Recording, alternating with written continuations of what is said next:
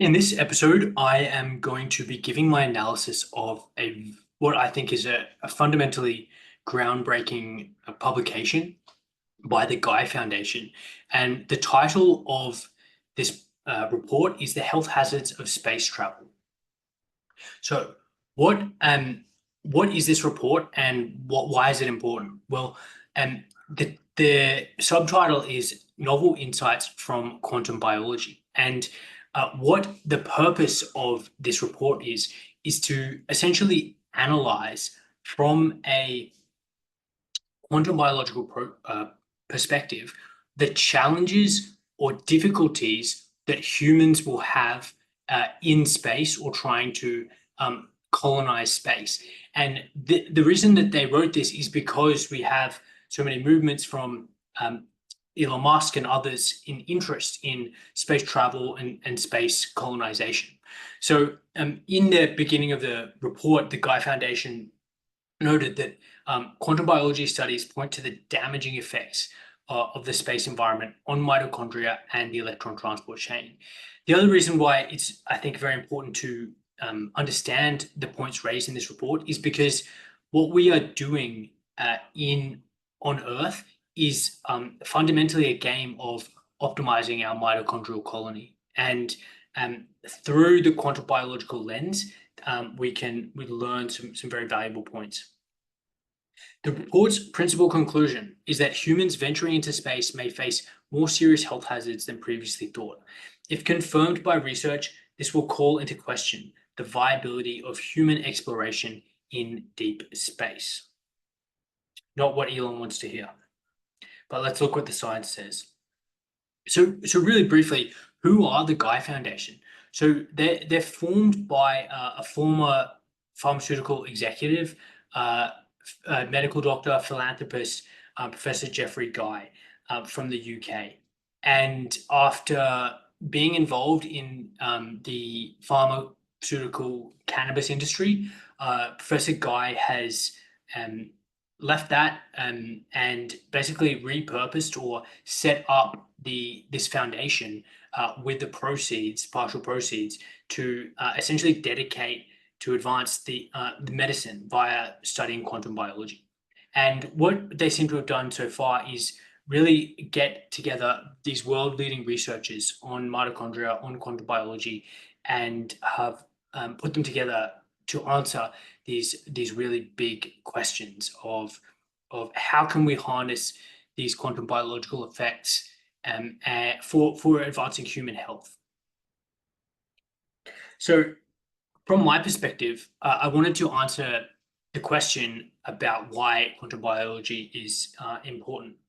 And what I've written here is that the quantum biological effects are occurring in the human body, and they influence and dictate the efficiency of the mitochondrial electron transport chain and therefore mitochondrial function. And as I alluded to briefly before, is that health disease, chronic disease, essentially boils down to how optimized or unoptimized your mitochondria are. And disease, when it shows up, chronic disease, essentially is the end stage breakdown or inefficiency of mitochondria in that organ. And whether that's presents as neurodegenerative disease like Alzheimer's or Parkinson's disease, or it's manifests in the heart, like heart failure, or in the pancreas, diabetes, or the kidneys, like chronic kidney disease. So this is this is important stuff. So preserving mitochondrial efficiency is how we maximize our health span. The biochemistry and the food-based paradigm of health optimization is essentially it's insufficient. It's insufficient to address these fundamental biological questions. It is not enough, essentially, to really. It's not the basis. So that's why we need to go deeper. We need to start looking through a quantum biological lens. Spaceflight provides basically this in extremis study case for investigating human disease on planet Earth. And this will make more sense by the time I get to the end. But essentially, what is going on to our astronauts in the ISS, by studying them and seeing how they're falling sick and exactly how, that is deeply informative to what's happening here on Earth. So they have an amazing definition in this report, and it's one of optimal health. And they say that optimal health is a phenotype that maximizes health span and fitness while demonstrating morbidity compression in relation to its species' maximum lifespan. And that is a very, very succinct definition of what optimal health is. And in effect, they state the organism is healthy for most of its life, remaining fit, functional, and robust, with little evidence of disease for its age until very close to its time of death. So think about someone, you might know someone in your life who lived till the ripe old age of 96 and was still driving up until their 95th birthday, and then had a massive heart attack, died very suddenly, and was game over. So really, that is what we're talking about here. And really, you can contrast that to what is occurring in today's day and age, where people are falling sick and ill with chronic diseases, perhaps starting in their late 40s, 50s, and having 2-3 decades of illness and incapacity and morbidity prior to dying. And in that time period, they're customers of this pharmaceutical-based system. So how have they framed this concept? And I really love this graph that they've presented, which is this idea of an accelerated aging phenotype. And what that translates to is essentially, when you're going up into space, you're just demonstrating the effects of essentially accelerated aging. And these curves suggest that in an ideal situation, that we would have, as we just defined before, close to maximum as possible optimal health, and then that perhaps cuts off more sharply close to the maximum lifespan. But what is possibly happening here is that when we're in space, then that is potentially reducing our life expectancy, and through this accelerated aging phenotype, which, as we mentioned, is related to poor mitochondrial health. So what this looks like, we don't know, but that is a graphical way of understanding or considering what is happening when humans are outside of their biologically evolved niche, and what that's going to potentially be doing to maximum lifespan, but also life expectancy and health span. So accelerated aging, when you hear that, it should trigger you to think about mitochondrial dysfunction. And they state in the report that space-induced accelerated aging phenotype appears to be associated with the disruption of cellular bioenergetics. Again, something that I've been talking about for well over a year, and that Jack Cruz first talked to me in when we did our podcast series together. So keep that in mind. So what are the space exposures associated with mitochondrial dysfunction? Well, we're going to go through each of them in turn. They're zero gravity and the loss of tensegrity, radiation exposures, the loss of near-infrared radiation, the loss of circadian environmental cues, and the loss of a magnetic field.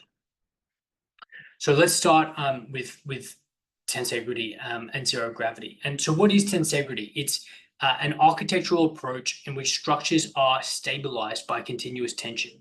Don Ingber put forward the idea that cells use a form of tensegrity some 20 years ago, proposing that microfilaments and intermediate filaments bear tensional forces which are balanced by microtubules and focal adhesions. And that's from a 2003 article on tensegrity and systems biology.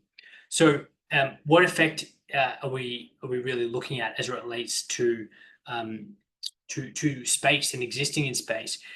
So this diagram shows what they're meaning by the mechanical forces of tensegrity, and how it is key in terms of maintaining the structure of the cell. And I'll read out. The diagram shows the different mechanical forces of tension and compression in different materials. In biological materials, the extracellular matrix and the microtubules, for example, would be involved in maintaining tensegrity. It is likely that life, especially complex life, is reliant on this form for optimal function. So you can just imagine that when you're in zero gravity, and if you think about what the International Space Station is that they're in continuous free fall. That is what that they're doing. They're in as it orbits Earth. So the loss of gravity is fundamentally a completely different situation to how we evolved, and that is going to be a very difficult one to overcome in space. So what did they conclude? It is likely that reduced, and in particular zero gravity, removes the stimulus to maintain healthy mitochondria and cellular structural integrity, thereby decreasing metabolic adaptability and increasing oxidative stress. So pretty straightforward. So now the second that they've talked about is radiation exposures. And to briefly get a little bit technical, there's two roughly distinctions that they make in the report with regard to the radiation exposure in space.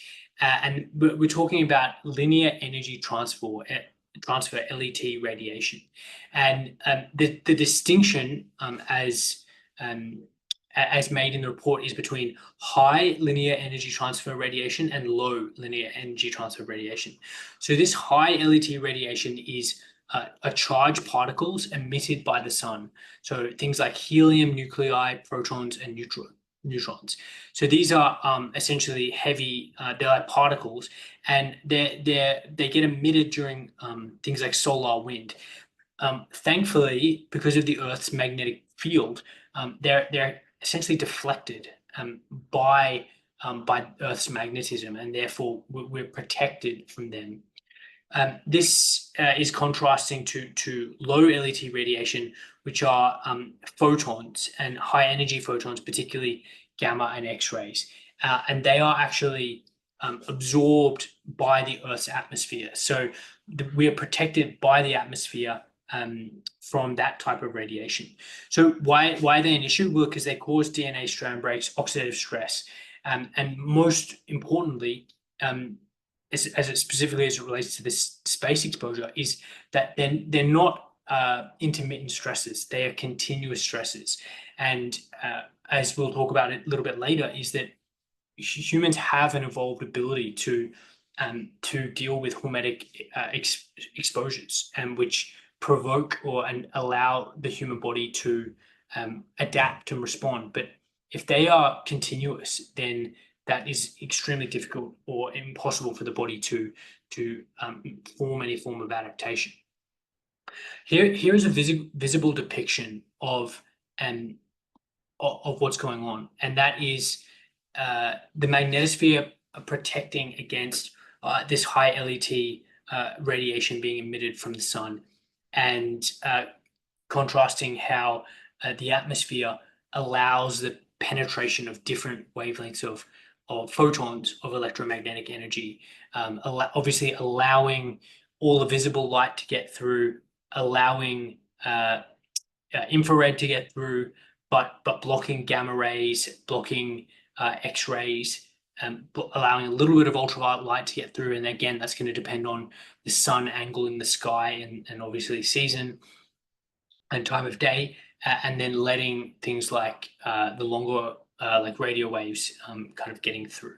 So that's just a visible depiction. And so what's next?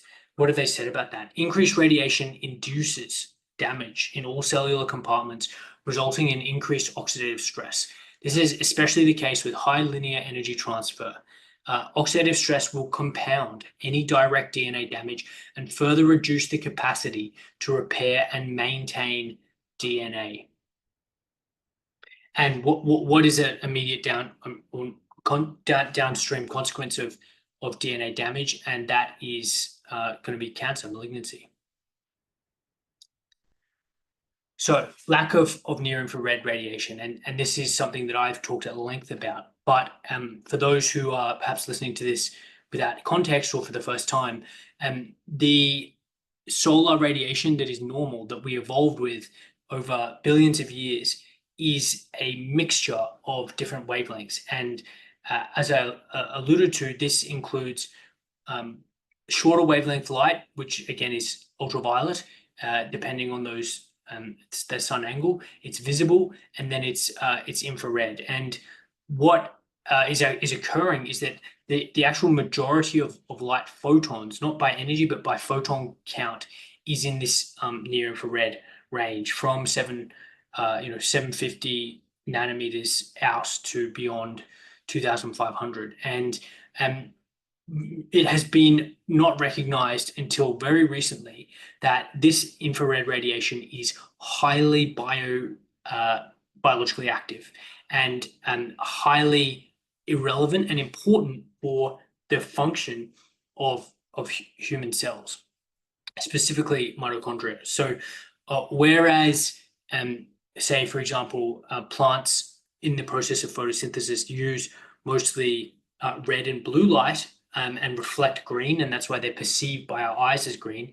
They actually also reflect a whole bunch of this near infrared light, and that is why if you use near infrared photography, then you basically see the things like trees lit up because they're really reflecting all of this light. So the purpose of this slide is to illustrate that near infrared radiation is a fundamental light nutrient that your cells need, and that biological systems from humans down to fungi have essentially evolved to make use of. And they don't waste any, biological systems aren't wasting anything, and that's because evolution has made them supremely efficient to make use of all energy in their environment. So a lack of near infrared radiation is something that is obviously happening in space and in the space station.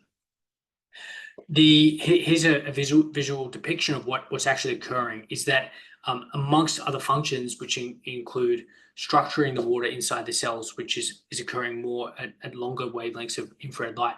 In shorter, the near infrared is stimulating the production of this antioxidant hormone, melatonin, on site. And melatonin is the oldest evolutionary conserved and most effective antioxidant system, and it basically is able to have a cascading effect, antioxidant effect, meaning its metabolites are themselves antioxidants, and it is extremely powerful in mopping up the oxidative stress that's occurring as a result of normal cellular mitochondrial physiology. And prior to its use as a hormonal signal of darkness and nighttime in our circulatory system, it was being used by prokaryotic organisms to essentially cool the engines, to dampen down oxidative stress and reduce the mutation rate essentially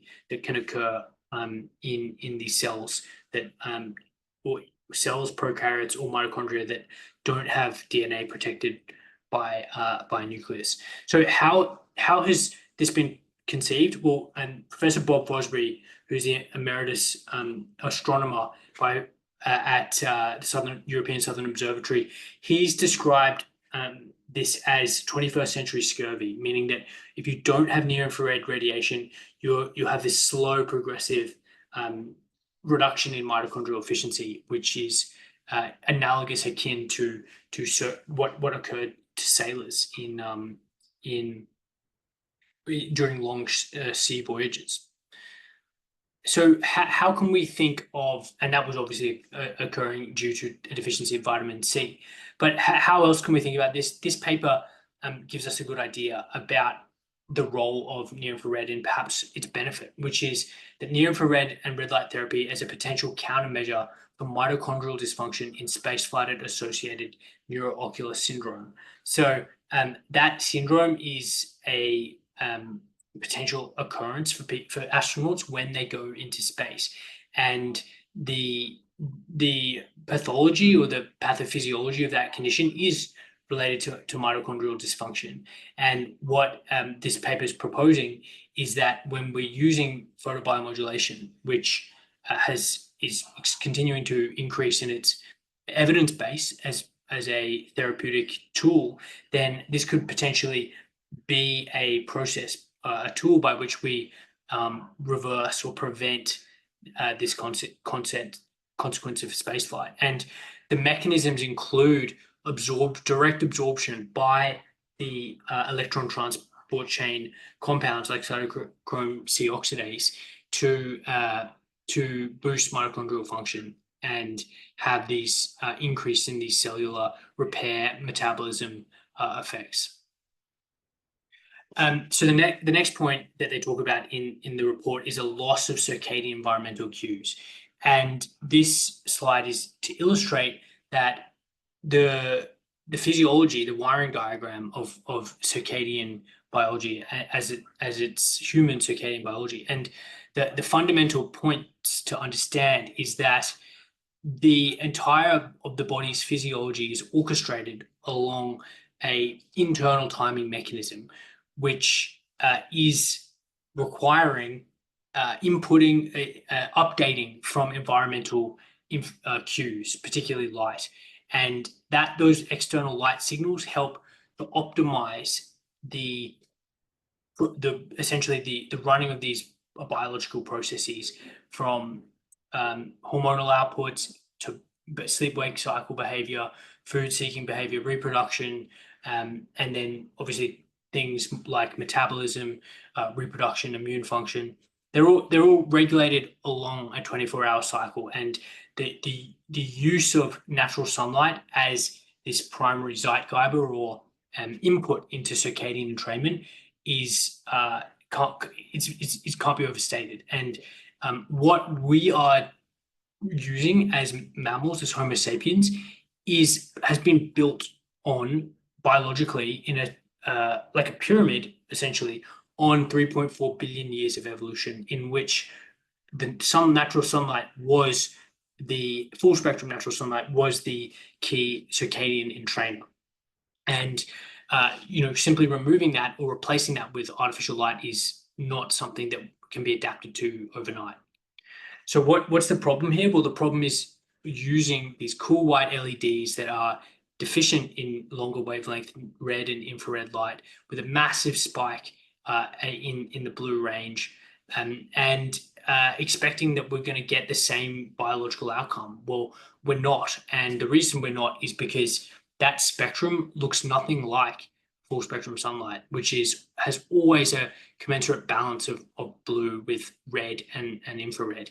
So, this really, possibly I would suggest we could, rather than saying the loss of circadian environmental cues, I would actually say this is severe disruption of circadian environmental cues, because there's plenty of blue light, and I didn't mention before, but it's the actual blue wavelengths that are most impactful in terms of circadian entrainment through the eyes, because it's the melanopsin containing intrinsically photosensitive retinal ganglion cells that are most responsive to the presence or absence of blue light in the environment to entrain the circadian rhythm.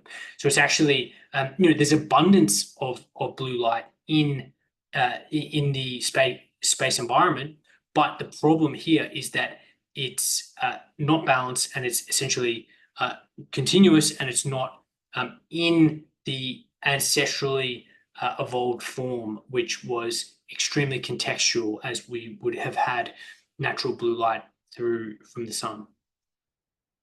And here's simply another diagram, more detailed, which shows that it's the perception of this blue light in the eye that is entraining the circadian rhythm, feeding into the hypothalamus, the suprachiasmatic nucleus, and then sending down a signal via the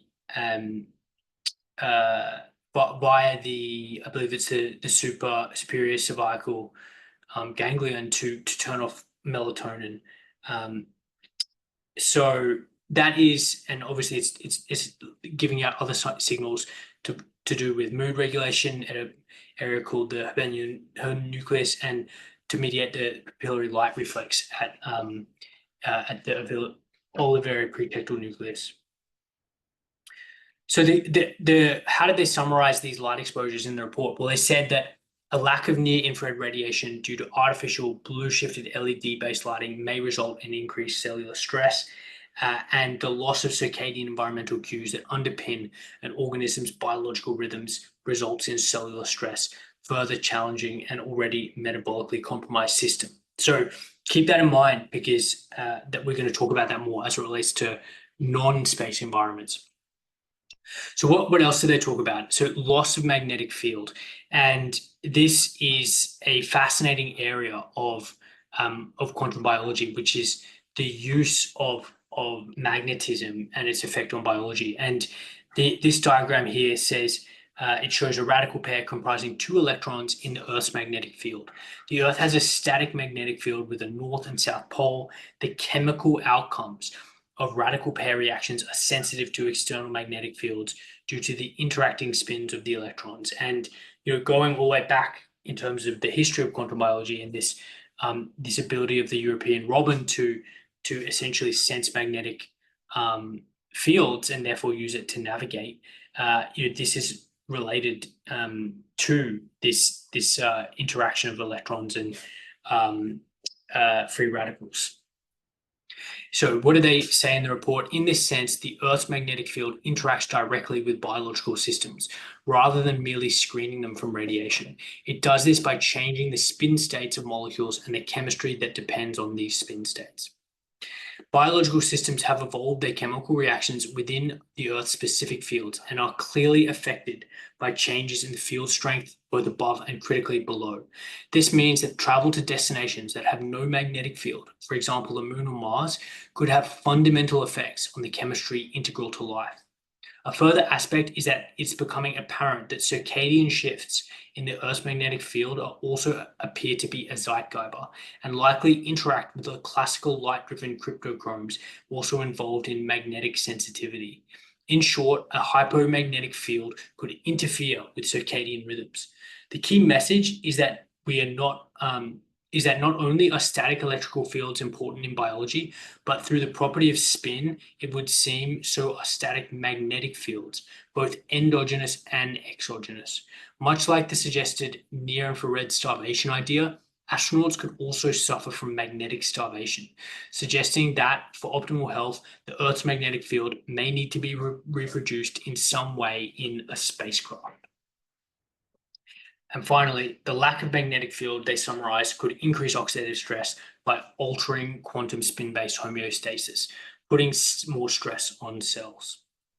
So if we go back to this idea of an accelerated aging phenotype that is occurring in astronauts, then we remember that it's a manifestation of mitochondrial dysfunction. And the space exposures that are associated with this are zero gravity, the loss of tensegrity, radiation exposures, the loss of near-infrared radiation, the loss of circadian or the disruption of circadian environmental cues, and the loss of a magnetic field.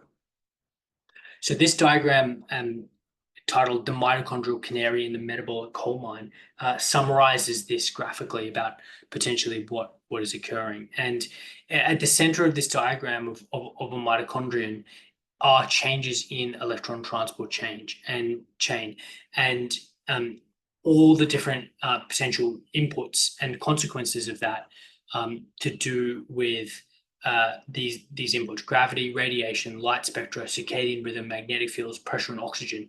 And that's all going to influence, obviously, the output. So how the mitochondria eventually regulate the nuclear genome, and how mitochondrial physiology dictates the cell fate, because they can be the trigger to send that cell into programmed cell death, potentially. So, it's fundamental what is going on to the mitochondrion, because that is going to influence the whole body's physiology.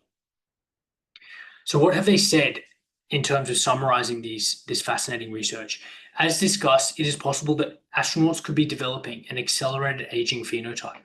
The breadth of negative physiological effects that result from being exposed to space environments and I've abbreviated here, include musculoskeletal, cardiovascular, and pulmonary changes, as well as ocular problems and neurological effects.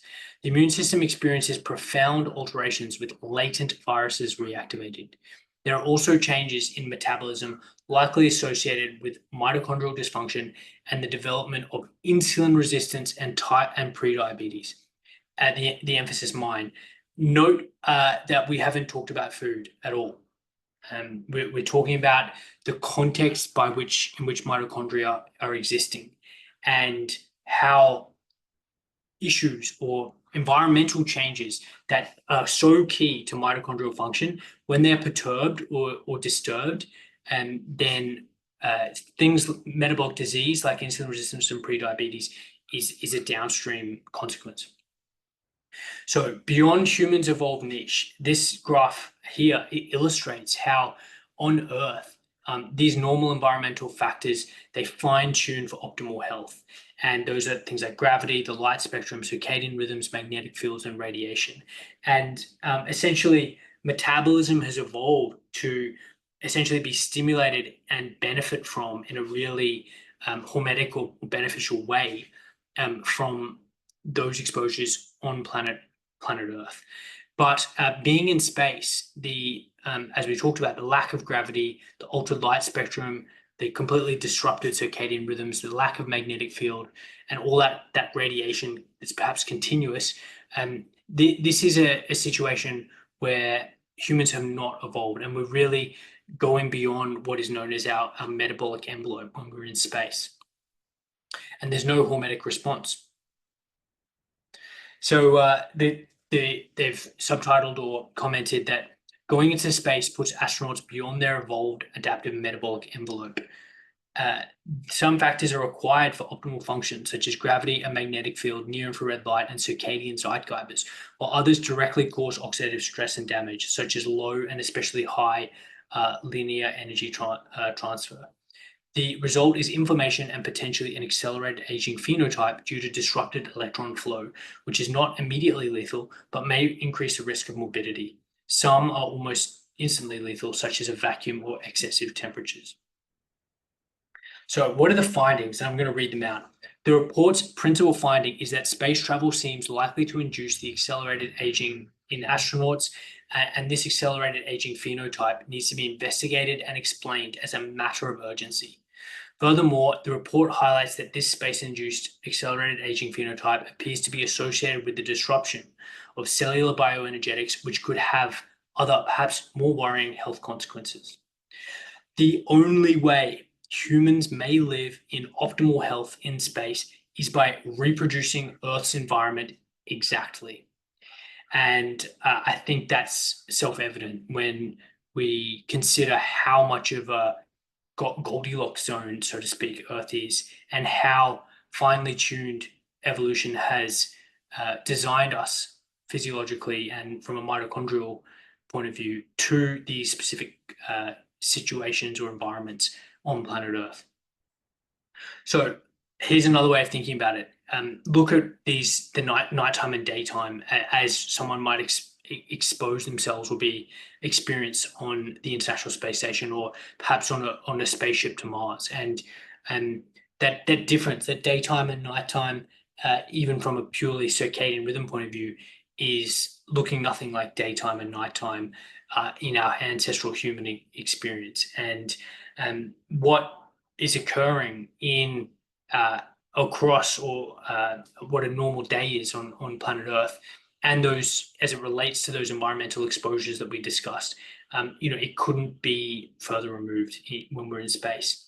So what does this mean? What does this mean for space travel? And recently Elon Musk's incredible achievement of landing the booster, the spacecraft booster back on planet Earth, it was amazing and incredible to watch. But what I think this space report presents is quite a sobering analysis of the realities of what of human existence in space. And this is not in any way to diminish or I guess discourage, but only to really be facing this plan of interstellar travel and colonization with the most, I guess, realistic expectations. And I really think that the science says, as presented by this report by the Gaia Foundation, that the idea of interplanetary colonization is perhaps a quixotic endeavor, meaning that the amount we're asking the human body to essentially adapt to exist in, is that environment is so different to what we need, our evolved metabolic envelope, our ancestral niche, however you want to talk about it or frame it, that the consequence or trade-off will only ever be extremely and negative for anyone who chooses to put themselves in that environment. And that's going to have to be a pretty open discussion with anyone who wants to go to Mars or go into space, go into the moon. That you have to be comfortable with the idea that you're invariably and inevitably going to be shortening your life and increasing the likelihood of developing chronic disease, based on the data that we presented, that the Gaia Foundation has presented, that I've highlighted. So how is this relevant to us on Earth and those who, in terms of treating and addressing chronic disease, which is my interest on planet Earth? And really what we're doing is that in today's society, we are replicating in many ways the space stresses some of them that I've highlighted in this presentation. And they include radiation exposures, particularly radio frequency and microwave, a lack of near-infrared radiation, and a loss of circadian environmental cues. And we've done that since the invention, essentially the electrification of Earth, in development and the harnessing of electricity, the invention of the AC power grid, and then even more recently, the rollout of 5G telecommunications networks, the mandating of energy-saving lighting, in inverted commas, that is completely deficient of near-infrared light and is both causing this near-infrared starvation, this 21st century scurvy, but it's also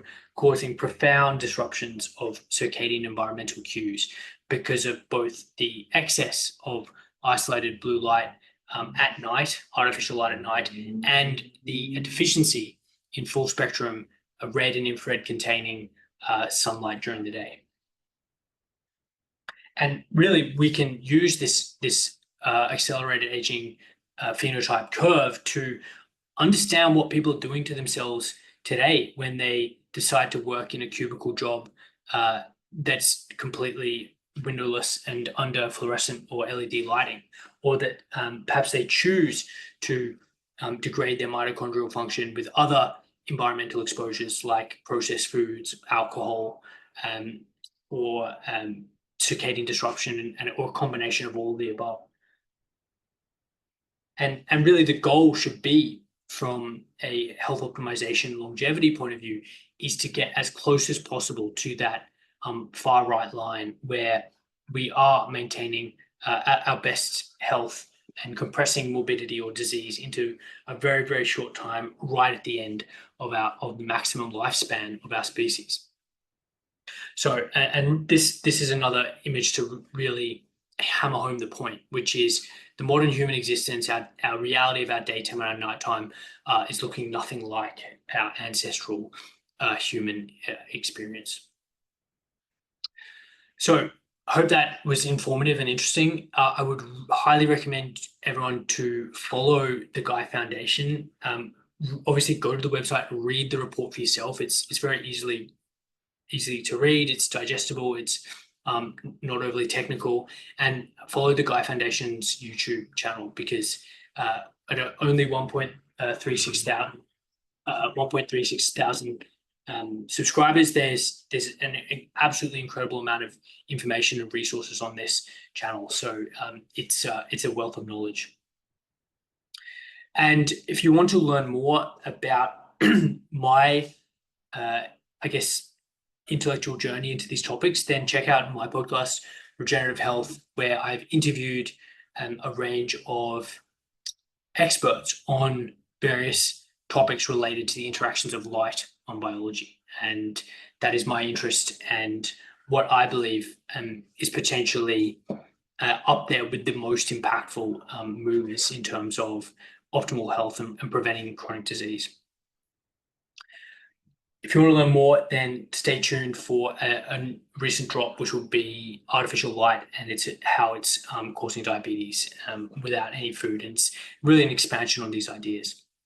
If you like this video and you want to basically interact with me, ask me questions, or discuss this, then join my school group, and it is an opportunity to join a Q&A, interact with like-minded people, and support my work. Finally, I've got some courses, Circadian Reset and Solar Callus, which are both designed to help educate you on how to optimize your daytime and nighttime light exposures, essentially, and circadian rhythms. And finally, I'm running a circadian health retreat at the end of the month. It's actually sold out, but I will be hosting more circadian retreats here in Australia and potentially elsewhere. So follow me if you're interested in this, and you'll be able to be notified when that's happening. So, and anything else, then jump on my social media or podcasts, channels. These are all the information. So I hope that is helpful, and please hit me up with questions or comments in the YouTube comments below, and we'll see if I can get to some of them. So thanks for listening.